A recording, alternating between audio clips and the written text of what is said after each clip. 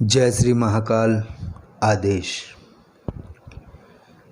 आज का वीडियो केवल एक चर्चा पे है और वास्तविकता पे। परम की सत्ता में या आध्यात्म में प्रवेश के 4 द्वार हैं: ध्यान, योग, वैराग्य और जप। किसी भी मार्ग से बढ़ें, सभी सुलभ हो जाते हैं। और आध्यात्म में विचलन की और भटकाव की स्थिति के जिम्मेवार होते हैं कर्ता भाव, जिज्ञासा और संग्रह। कर्ता भाव जहाँ उत्पन्न हुआ और कर्ता भाव में जिज्ञासा और संग्रह की स्थितियाँ साधक में उत्पन्न हुई अगर, तो भटकाव होना निश्चित है। सरल भाषा में समझें तो मैंने इतना जाप कर लिया, मैंने इतने लाख मंत्र जाप का अनुष्ठान कर लिया। कोई भी साधक अगर कर्ता भाव से भर जाता है, ये मैंने किया, वाह मैंने इतना जाप कर लिया, अपनी पीठ अपने पाई, उसी को बोला जाता है कर्ता भाव। तो परीक्षाएं प्रारंभ हो जाएंगी। और परीक्षाएं कोई सरल तो होती नहीं हैं। तो सीधी सरल विधा है, क्या ये संभव है? सभी कार्य आपके निर्णय से ही संपन्न होते हैं। क्या ये सत्य है कि जो चीज़ें आप करते हो वो आपके द्वारा ही हुई हैं, वो आपकी इच्छा से ही होती हैं? लेकिन वास्तविकता ये है कि इष्ट की इच्छा के बिना आप एक दीपक भी नहीं लगा पाएंगे। तो आपने कहाँ किया? आपसे कराया गया। आप में संभावनाएं थीं, आप में पात्रता थी, लेकिन कर्ता भाव के उत्पन्न होते ही आपकी पात्रता का ह्रास हुआ, अर्थात आपकी पात्रता क्षय होनी शुरू हो गई।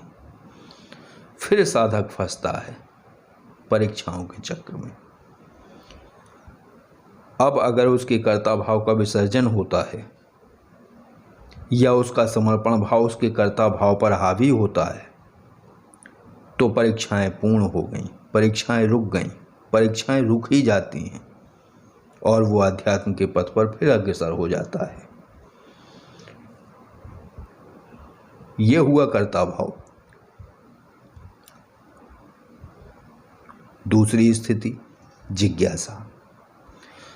जिज्ञासा एक ऐसा विषय जो आपको आपके मूल ध्येय या मूल समर्पण से भटका सकता है।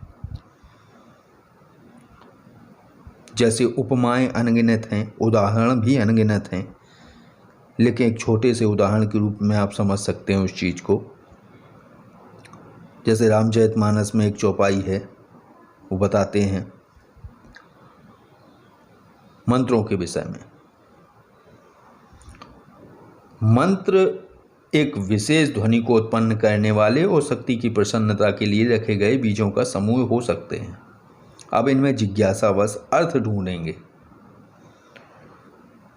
ये बीज किस शक्ति का है? इस बीज को कितना जाप करें? इस बीज की कैसे संपुटित विधि मिले जिससे चमत्कार घटित हो? ये खोजें। ये जिज्ञासाएं आपको जाप से वंचित कर देंगे और मूल मंत्र का स्वरूप भी आप बिगाड़ सकते हो। जो फ्रीक्वेंसी सही तरीके से आपको ऊर्जावान बनाती या बनाने वाली होती है, उसका आप रूप बदल सकते हो। दूसरी बात, आपका दिमाग आपको किस मार्ग पर ले जाए, यानी आप पथ के भटकाव के द्वार पर पहुंच सकते हो। तीसरा और सबसे भयानक खतरा, अगर आप मंत्र बनाने लगे, क्योंकि सबसे ज़्यादा अगर मंत्रों में छेड़छाड़ हुई है तो वो हैं साबर मंत्र, क्योंकि बड़ी सरल भाषा होती थी उनकी। तो अगर आप मंत्र बनाने लगते हो, तब आप अगर मंत्र में अग्नि अक्षर का प्रयोग आपसे अनजाने में भी हो जाता है और उसका जाप आप या कोई अन्य करता है, तो उसकी जाप के दौरान क्या स्थितियां होंगी या भली भांति समझ सकते हैं। तो वो चौपाई की जो बात हुई थी वो ये है उसका भावार्थ कि एक बार भगवान शिव और माता पार्वती ने देखा कि कलयुग आ रहा है नज़दीक, तो देखकर जगत के कल्याण और हित के लिए विशिष्ट मंत्रों की रचना की। बड़े अद्भुत मंत्र, क्योंकि कलयुग में वेद पठन पर विराम लग जाना था, देवनागरी खो जानी थी, संस्कृत भाषा, तो कलयुग में मनुष्य कैसे जाप करे। तो उन्होंने साबर मंत्रों की रचना की, जिन मंत्रों के अक्षर बेमेल थे, ना कोई ठीक सा अर्थ था, ना ही उनका एक बड़ी संख्या में जाप करना था। एक सीमित संख्या थी, 11 माला तो बहुत हो गया। वो मंत्र कम जाप में भी सिद्धिदायक थे और सिद्धिदायक हैं। तो भगवान शिव के द्वारा उत्पन्न और उनके प्रताप के कारण इन मंत्रों का प्रभाव प्रत्यक्ष होता है। तो तुलसीदास जी ने लिखा था कि कल विलोक जग हित हर गिरजा। कली विलोक, कली अर्थात कलयुग, विलोक अर्थात देखना, कलयुग को देखकर जग के हित के लिए, जग हित हर गिरजा, हर अर्थात शिव और गिरजा पार्वती जी। तो कलि विलोक जग हित हर गिरजा, साबर मंत्र जाल जिन सृजा। साबर मंत्रों का जाल की इन्होंने रचना की। साबर मंत्र जाल, जिन अर्थात भगवान शिव व पार्वती ने सृजा अर्थात उसको उत्पन्न किया, उन्हें प्रकट किया। और ये कैसे थे? ये थे अनमिल आखर अर्थ न जापू। वो मैंने बताया कि बेमेल अक्षर जिनका कोई अर्थ नहीं था, और ना जापू अर्थात कम जाप करना था। जाप का अर्थ है एक बड़ी संख्या में उनकी पुनरावृत्ति। एक बार पढ़ लिया तब भी कार्य हो गया, 11 बार पढ़ लिया तब भी कार्य हो गया। तो अनमिल आखर अर्थ न जापू, प्रकट प्रभाव महेश प्रतापू। अगर उसने 1 बार 2 बार 5 बार 11 बार जाप कर लिया तो इनका प्रभाव प्रकट होता था प्रत्यक्ष। और वो क्यों होता था? महेश प्रतापू, भगवान शिव के प्रताप के कारण। तो ये तो हुई आपकी जिज्ञासा की बात। ये और भी कई तरह की हो सकती हैं जिज्ञासाएं। फला शक्ति का क्या कार्य है, फला शक्ति क्या करेगी। अरे भाई, शक्तियाँ क्यों करेंगी? मैं अपने शत्रुओं को कैसे मारूं, कौन से बीज का जाप करूं? अरे भाई, आप ऐसी गतिविधि क्यों अपनाते हैं जो आपके शत्रु पैदा होते हैं? एक बार समर्पण और सहज हृदय बन के तो देखिए, वही शत्रु आपके मित्र बन जाएंगे। लेकिन जैसा आपको आपके गुरु बताते हैं, आप ठीक वैसा करें। ज़्यादा खोदा विनोदी से भटकाव उत्पन्न हो सकता है। साधना या जप तप व्रत अगर साधक सानिध्य या गुरु की देखरेख में करे, वही सही है। सानिध्य अर्थात गुरु के साथ रहकर, और देखरेख अर्थात वो भले दूर हो लेकिन वो संपर्क में हो, तभी साधक सफल हो सकता है। नहीं तो भटकाव की स्थितियां कभी भी प्रकट हो सकती हैं, और किसी भी तरीके की, और वो परीक्षा के रूप में घटित होती हैं। तीसरी बात रही संग्रह।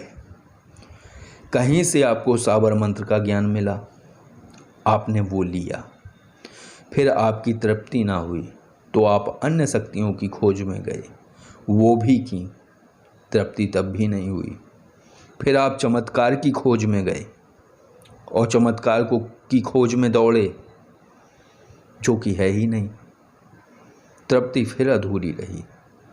ऐसे ऐसे वक्त गुजरता जाएगा, आप मूल सत्ता से भटक जाएंगे, मूल राह से भटक जाएंगे कि आप आध्यात्म की राह पे बढ़ रहे थे, वहाँ से भटक जाएंगे। भटकेंगे कैसे? अरुचि के कारण, क्योंकि वो अरुचि के रूप में फलित हो रही है आपकी ये चीज़ें स्वयं, और आप स्वयं आध्यात्म का मार्ग छोड़ देंगे। ये आप सोचेंगे कि ये अरुचि हुई, लेकिन वास्तव में आध्यात्म तो आपका उसी दिन छूट गया था जिस दिन इस संग्रह रूपी ललक ने आपके हृदय में जन्म लिया था कि आपको ये भी चाहिए, आपको वो भी चाहिए। अरे करोगे क्या आप तर्कस को भरकर? तर्कस होता है जिसमें बाणों को रखा जाता था, तीरों को रखा जाता था, उसमें आप ढेर सारे तीर रख लो, लेकिन अगर वो साधारण तीर हैं तो कोई लाभ नहीं है। बब्री है जैसे 3 तीर रखो या एक ही तीर रखो, रामबाण, तो तीरों का संग्रह एक तरीके से ढोना हो जाएगा आपके लिए। तो सबसे सरल उपाय, सारी चीज़ें परम के हाथों में सौंप दो, लेकिन सौंपने में भी कलाकारी ना हो, चालाकी ना हो, ये समर्पण हो। अगर आप ये करते हैं तो कर्ता खो जाएगा, जिज्ञासा और संग्रह अपने आप खो जाएंगे, क्योंकि जब सभी कार्य परमात्मा की इच्छा से ही होने हैं तो आप केवल माध्यम हैं। परमात्मा का ध्यान, उनका चिंतन, उनका नाम जप निरंतर चलता रहे। समर्पण का भाव जितना बढ़ेगा, कृतज्ञता उतनी ही प्रगाढ़ होगी। प्रार्थनाएं और शिकायतें खोती जाएंगी। जब न प्रार्थना शेष रहे और ना ही शिकायत, तो आप समझ लें कि परम की कृपा और परम की सत्ता में प्रवेश के द्वार आपके लिए खुल चुके हैं। तो आपको कर्ता भाव को विसर्जित करना होगा,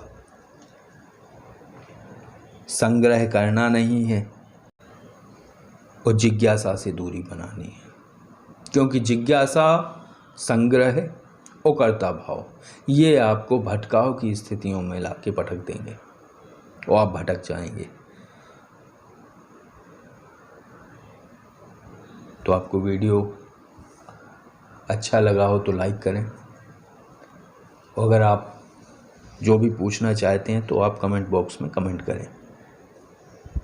जय श्री महाकाल। आदेश।